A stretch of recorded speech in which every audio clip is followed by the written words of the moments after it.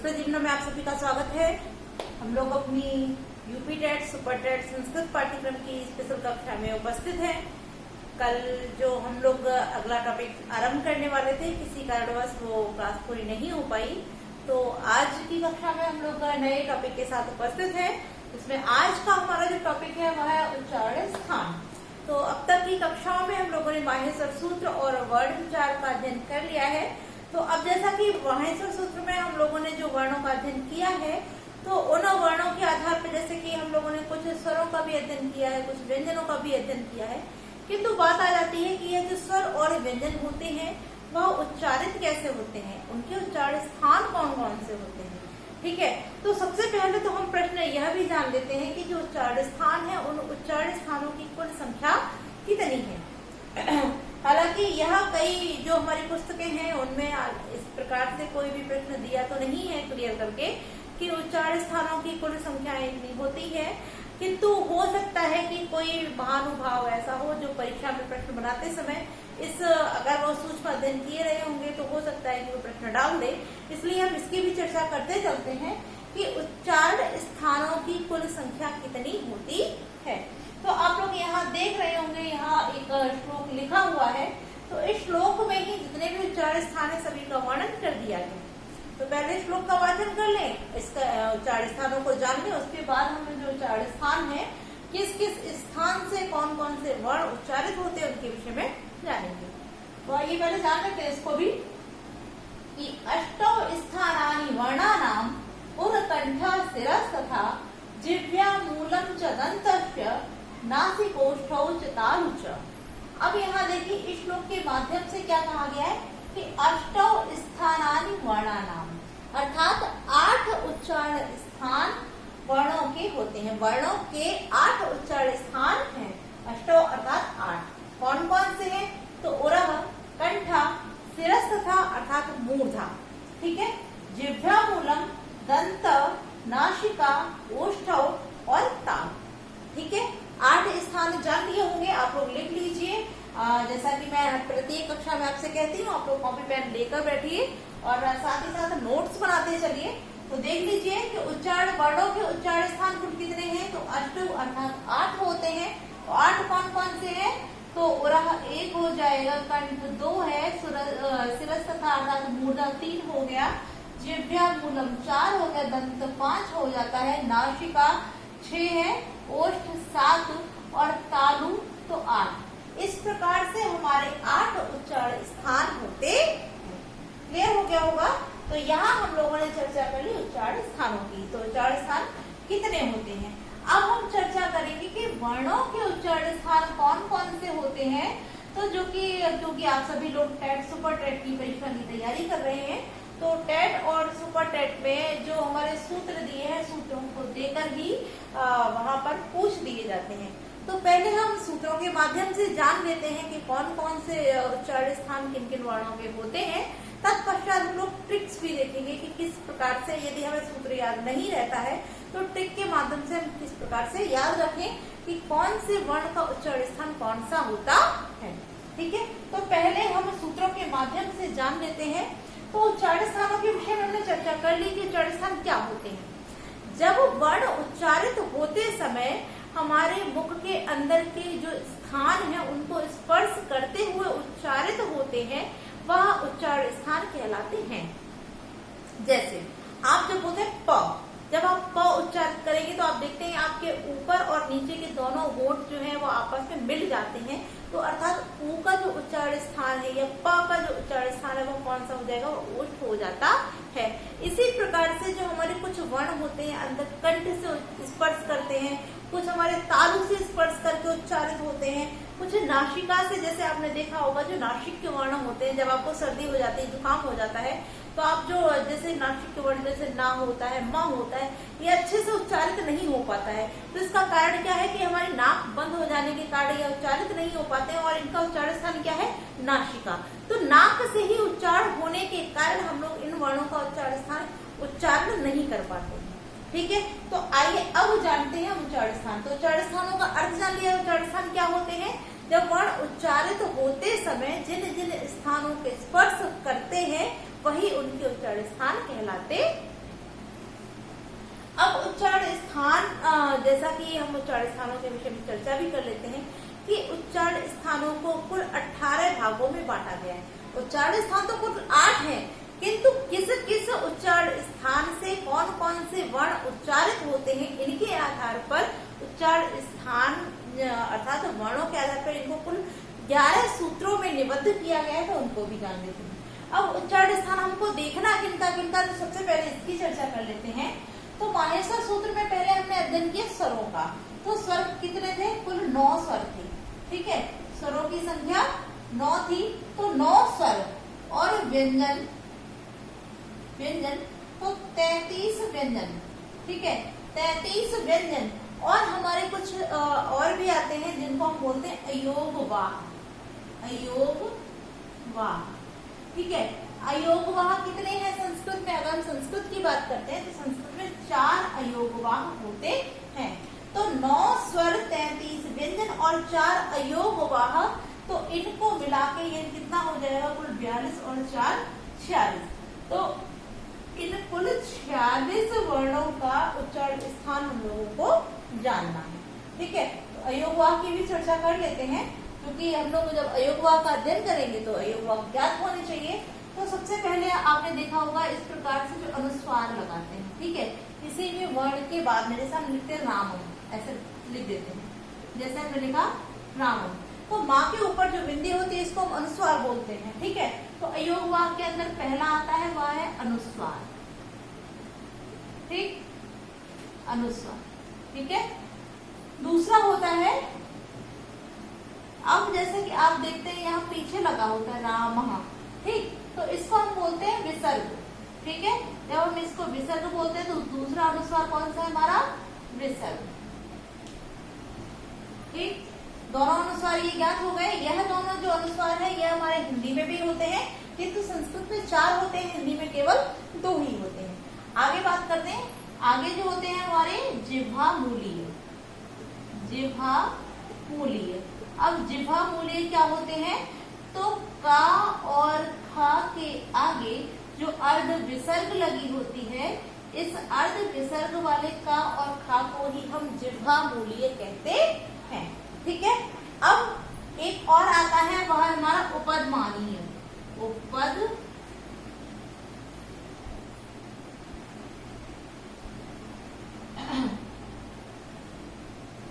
उपदमानीय। ठीक है, अब उपदमानीय क्या होता है? तो प और फा के आगे जो अर्ध विसर्ग होता है, प और फा के आगे, इस पा और फा के आगे जो अर्ध विसर्ग उसको हम उपदमानीय कहते हैं, और जो का और खा के आगे अर्ध विसर्ग होता है इसको हम जिह्वामूलीय कहते हैं। और यह चारों हमारे किसमें आते हैं? ये चारों हमारे अयोगवाह के अंतर्गत आते हैं, अर्थात यही चारों हमारे अयोगवाह होते हैं। ठीक है, क्लियर हो गया है?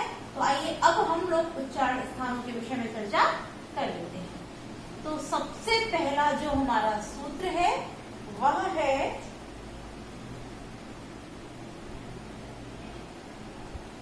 अकुह विसर्जनीयानाम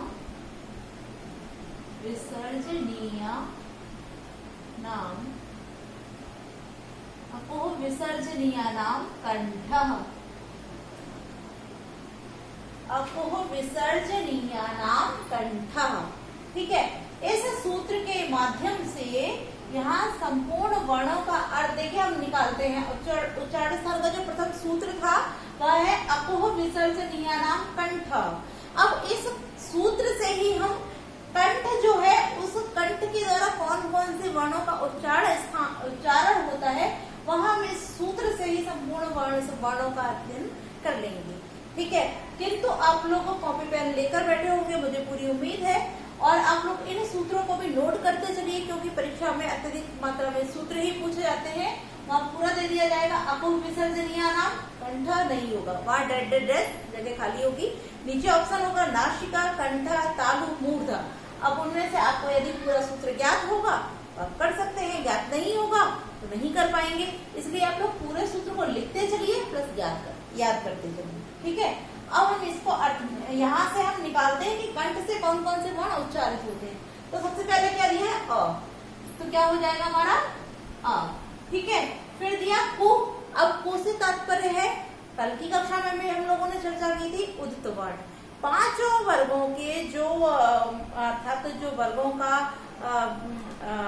अर्थात नेतृत्व करने वाले जो वर्ण होते हैं उनको हम उदित वर्ण कहते हैं। जैसे क वर्ग का नेतृत्व करता है क, तो क को जैसे हम कु, चु, टु, तु, पु इस प्रकार से जब बोलते हैं तो वो पांचों हमारे उदित वर्ण होते हैं। और यह पांचों वर्ण अपने पांचों वर्गों का नेतृत्व करते हैं। तो कु से तात्पर्य हो गया कु अर्थात क वर्ग। तो आगे क्या हो जाएगा क वर्ग। अब क वर्ग में आपके पांचों वर्ग आ जाएंगे क, ख, ग, घ, ञ। ठीक है। आगे लिखा हुआ है ह, तो यहाँ हम लोगों ने लिखा ह। और उसके बाद है विसर्ज। तो विसर्ज अर्थात यहाँ जा को जो गा था, गा को हमने जब संधि की तो जा आदेशित होकर के यहाँ पे जा हो गया। और जब इसको संधि विच्छेद पुनः करेंगे तो क्या हो जाएगा, पुनः गा हो जाएगा। तो क्या बचेगा, विसर्ग। तो अगला हो गया हमारा विसर्ग।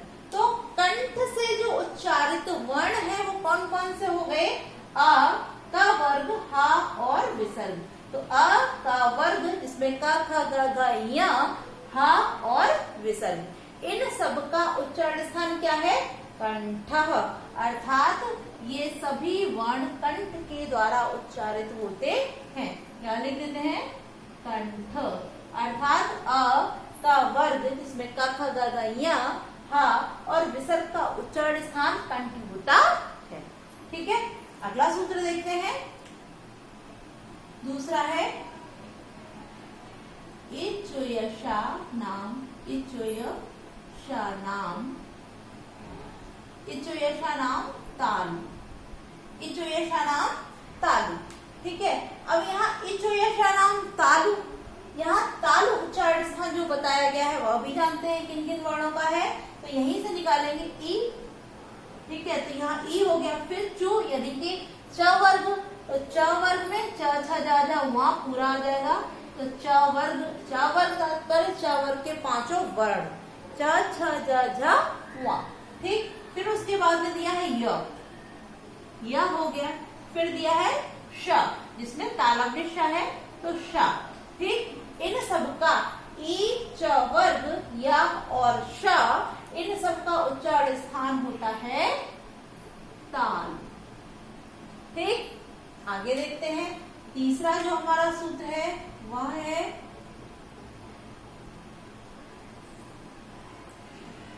रेटुरसाणाम,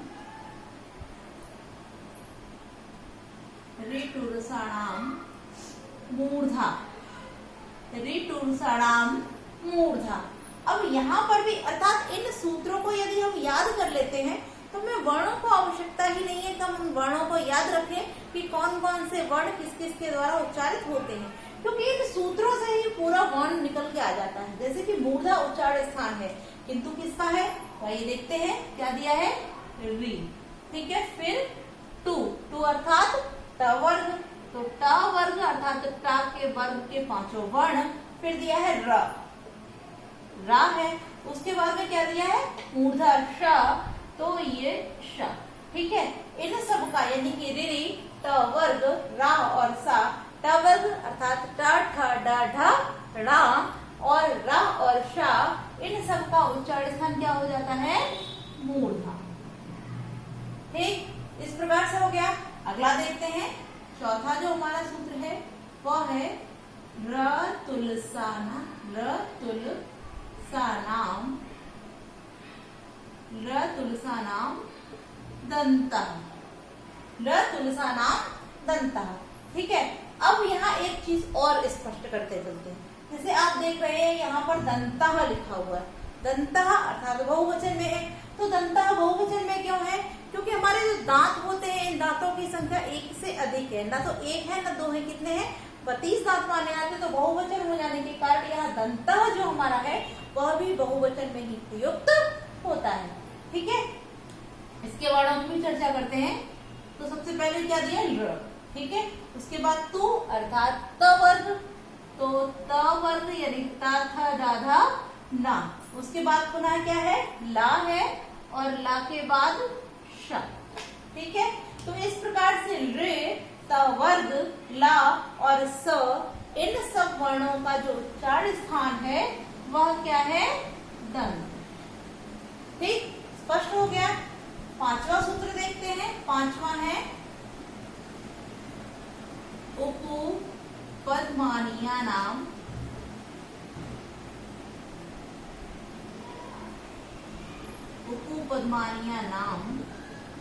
ओष्ठौ।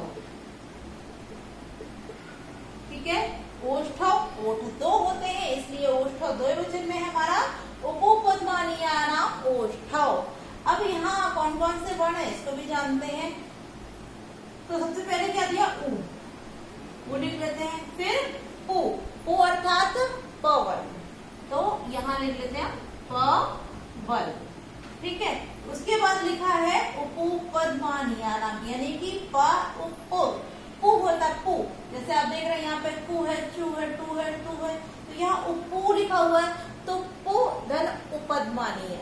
यहाँ हमारे दीर्घ स्वर संधि हो जाती है तो उपदमानीय हो जाएगा, उपदमानीयानाम।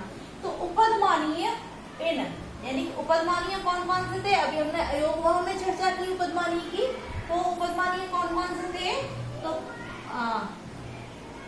प और फ, इनके आगे क्या था? अर्ध विसर्ग। यह जो हमारे वर्ण थे यह क्या है? उपदमानीय है।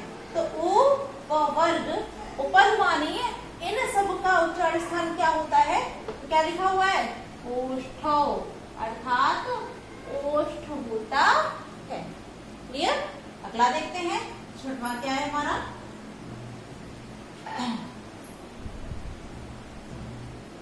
यमंगणनानाम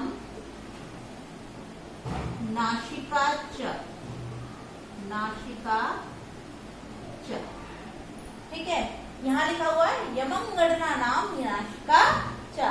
अब यहाँ एक शब्द और जुड़ा है च। ठीक, चा से तात्पर्य क्या है? तो चा यहाँ क्यों लिखा है इसको भी जानेंगे, किंतु पहले देख लेते हैं कि नासिका किनका किनका उच्चारण स्थान है। तो सबसे पहले क्या है? वहाँ, फिर माँ, उसके बाद या, फिर है ड और उसके बाद ना। ठीक, इन सभी वर्णों का उच्चारण स्थान क्या है? नासिका, नासिका। ठीक, इन पांचों वर्गों के जो अंतिम वर्ण जिनको नासिक वर्ण भी कहते हैं, इन सभी का उच्चारण स्थान नासिका होती है। किंतु यहाँ एक शब्द और जोड़ दिया च, यानी कि नासिका च, नासिका और नासिका भी। जब और नासिका भी तो अन्य भी होंगे कोई, तो इसके विषय में भी पहले चर्चा कर लेते हैं। तो यहाँ आप देखते हैं क वर्ग लिखा हुआ है, तो क वर्ग से तात्पर्य क, ख, ग, घ, ञ, अर्थात कंठ जिनका उच्चारण स्थान है उसमें कौन है? य भी सम्मिलित है। ठीक है, तो य यहाँ भी है और य यहाँ भी है, तो मतलब यहाँ का उच्चारण स्थान नासिका भी है, च और क्या है? कंठ, और कंठ भी है। इसी प्रकार से च, छ, ज, ढ, वा। ठीक, ट, ठ, ड, ढ, ढ़, त, थ, द, ध, न, प, फ, ब, भ, म। ठीक है, तो यहाँ आपने देखा कि ड़ा का जिस प्रकार यहाँ का कंठ भी है और नासिका, यानी नासिका तो है ही है, और च माने और क्या है? कंठ। उसी प्रकार से वहाँ जो है वो यहाँ भी है और यहाँ भी है, तो वहाँ का उच्चारण स्थान नासिका भी है, च माने और क्या है? तालु, और तालु भी है। इसी प्रकार से डा का उच्चारण स्थान नासिका भी है और मूर्धा भी है। ना का उच्चारण स्थान नासिका भी है और दंत भी है, और उसी प्रकार से माँ का उच्चारण स्थान नासिका भी है और ओष्ठ भी है। इसीलिए यहाँ दिया हुआ है चा। अब यहाँ प्रश्न देखिए, यदि आपसे पूछा जाता है कि माँ का उच्चारण स्थान है नासिका, दंत, उपयुक्त दोनों या कोई नहीं, ठीक है, तो आप क्या लगाएंगे? अगर आप नासिका लगाते हैं तब भी गलत है। यदि आप दंत माँ पूछा था ना, ओष्ठ लगाते हैं तब भी गलत है। तो आप किसको लगाएंगे? उपर्युक्त दोनों। अर्थात जब माँ की बात की जाए कि माँ का उच्चारण स्थान है नासिका है, ओष्ठ है, उपर्युक्त दोनों है, या कोई नहीं, तो कौन सा हो जाएगा? उपर्युक्त दोनों, क्योंकि माँ का उच्चारण स्थान नासिका भी होती है और माँ ओष्ठ भी होता है। ठीक है, इसीलिए यहाँ शब्द जुड़ा हुआ है च। क्लियर हो गया होगा। आइए अब बढ़ते हैं हमारे अगले सूत्र की ओर। अगला सूत्र है 7वां। ए दैतो कंठ तालु। ए दैतो कंठ तालु, अर्थात यहाँ जो शब्द है ए दैतो कंठ तालु, तो कंठ तालु उच्चारण स्थान है किसका? तो यहीं से निकालते हैं ए दैतो, यानी कि ए दैतो, आई नहीं है, ए दैतो अर्थात ए और आई, ए और आई। ठीक है, ए और आई का जो उच्चारण स्थान होता है वह कौन सा होता है? वह हमारा होता है कंठ और तालु, अर्थात कंठ और तालु की सहायता से ए और अ उच्चारित होते हैं। क्यों होते हैं इसके विषय में भी चर्चा करते चलते हैं। तो जैसे हम लोगों ने अभी जाना था कि आ और ई, इन दोनों को मिलाकर ही क्या बनता है? हमारा ए बनता है। तो आ का उच्चारण स्थान क्या है? कंठ है, और ई का उच्चारण स्थान क्या है? हमारा तालु। ठीक, तो आ का उच्चारण स्थान कंठ और ई का उच्चारण स्थान तालु, और इन दोनों से मिलकर जो बनने वाला है ए, उसका उच्चारण स्थान क्या हो जाएगा? तो कंठ तालु। ठीक है, स्पष्ट हो गया होगा। आइए अब देखते हैं अगला सूत्र। अगला है ओ दौतो कंठ ओष्ठ। कंठ ओष्ठम, ओ दौतो कंठ ओष्ठम। ठीक है, ओ दौतो कंठ ओष्ठम। अब यहाँ ओ दौतो कंठ ओष्ठम, कंठ ओष्ठ उच्चारण स्थान है, किंतु किसका? यहाँ से देखिए ओ और फिर औ, जब हम संधि विच्छेद करेंगे तो क्या निकल आएगा? ओ औ। ठीक, तो ओ औ का उच्चारण स्थान क्या होता है? कंठ ओष्ठ। ठीक है, अब यहाँ कंठ ओष्ठ उच्चारण स्थान होता है ओ औ का। अब किस प्रकार से? जैसे अभी हम लोगों ने इसका ए आई का जाना, वैसे जान लेंगे। तो आ प्लस ओ बराबर क्या हो गया? ओ। तो आ का उच्चारण स्थान कंठ और ऊ का उच्चारण स्थान क्या है? ओष्ठ। ठीक है, जब इस प्रकार से और इन दोनों के मिलने से ही क्या बनता है? ओ बनता है। तो हमारा ओ और औ का उच्चारण स्थान क्या हो जाएगा? तो कंठ ओष्ठ। ठीक, स्पष्ट हो गया होगा। अब इसको पूरा साफ कर लेते हैं, क्योंकि अगले जो आगे के सूत्र हैं वह लिखने के भी स्पेस हो जाएगा। और आप लोग का स्क्रीनशॉट अवश्य ले लिया कीजिए, जिससे कि, और मेरा तो सुझाव यही है कि आप लोग नोट्स बनाते चलिए। आइए अगला सूत्र देखते हैं। 8 सूत्रों का अध्ययन कर लिया, 9वां देखते हैं। 9वां सूत्र है हमारा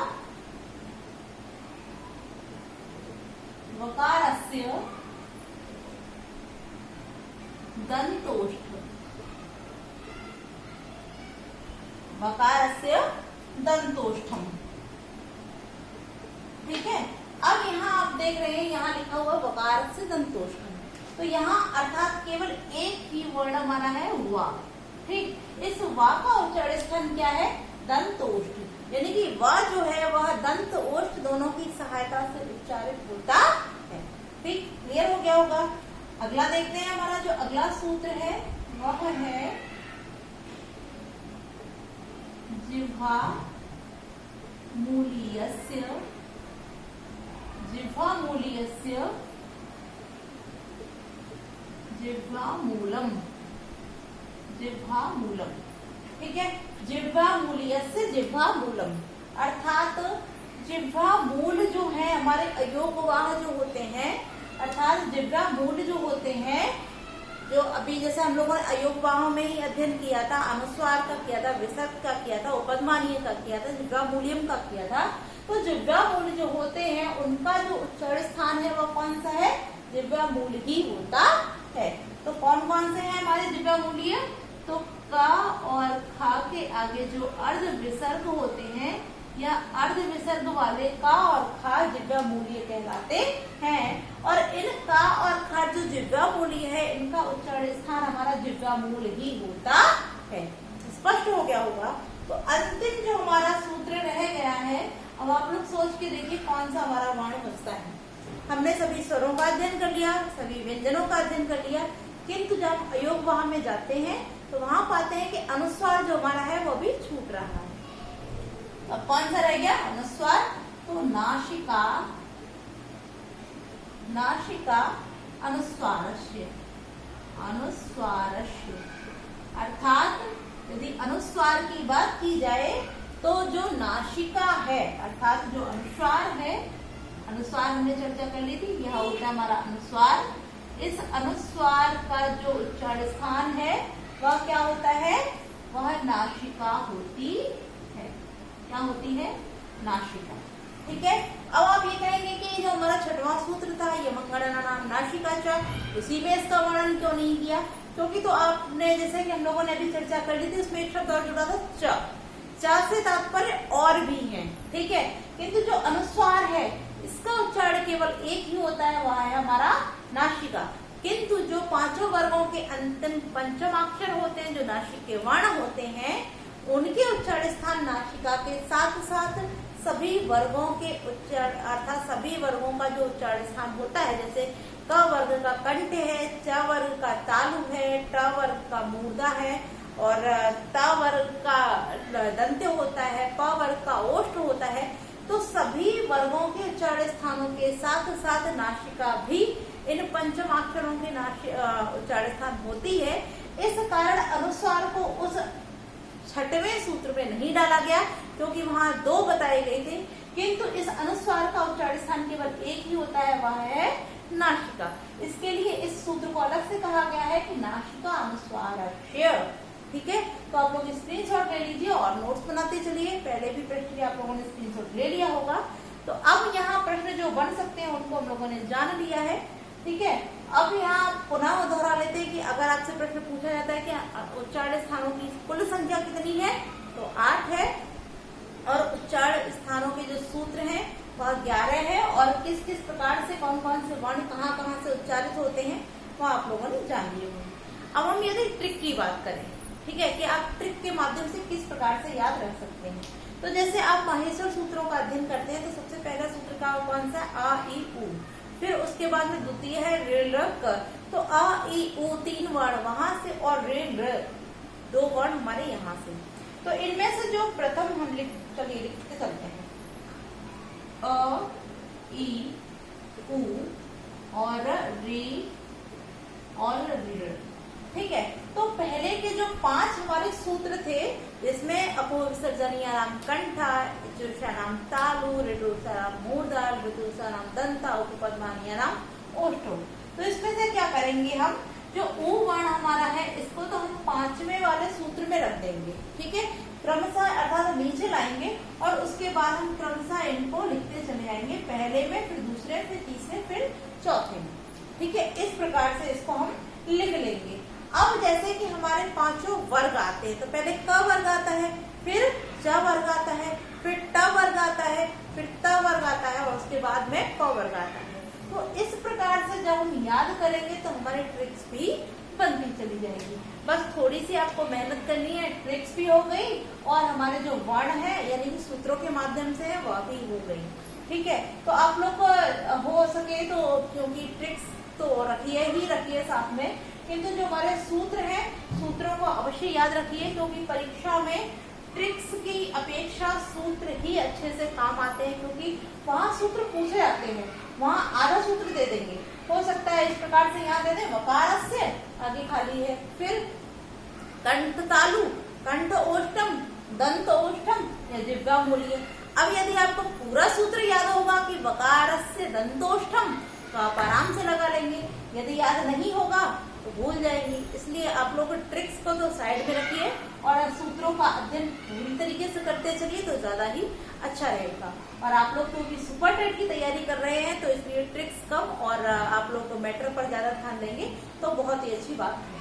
तो आज के लिए हम इतना ही रखते हैं, क्योंकि आज की कक्षा में हम लोगों ने उच्चारण स्थानों को संपूर्ण रूप से जान लिया है और कल की कक्षा में हम लोग प्रयत्नों को लेकर आएंगे। तो कल हम लोग प्रयत्नों का अध्ययन करेंगे। तो चार स्थान हो गए और वाण विचार हो गया, माहेश्वर सूत्र। और कल की कक्षा में हम लोग हमारे प्रयत्न अध्ययन करेंगे, जिसमें अभ्यंतर प्रयत्न और बाह्य प्रयत्न होते हैं। तो आप सभी लोग 8 बजे प्रतिदिन अपने निश्चित समय से रिमाइंडर लगा के रखिए। और जैसा कि नोटिफिकेशन मिल जाता होगा आपसे, तो आप सभी लोग समय से उपस्थित रहिए और वीडियो को लाइक अवश्य किया कीजिए। साथ ही साथ अपने सभी दोस्तों को हमारे चैनल के साथ अवश्य जोड़ें। चैनल की लिंक को अपने दोस्तों के साथ शेयर कर दिया कीजिए। और आपके जो भी कमेंट हो, आपकी क्लास कैसी लगती है, आप लोग उसको कमेंट करके अवश्य बताया कीजिए। साथ ही साथ आपने कोई प्रश्न अगर आपके जहन में चलता है, हो सकता है कि मुझसे कोई प्रश्न छूट रहा हो, तो आप लोग के जो भी प्रश्न हो उन प्रश्नों को भी अवश्य कमेंट करके बताया कीजिए, जिसको हम अगली कक्षा में अवश्य ही हल कराएंगे। तो आज के लिए इतना ही। कक्षा कैसी लगी कमेंट करके अवश्य बताएं। नमो नमः।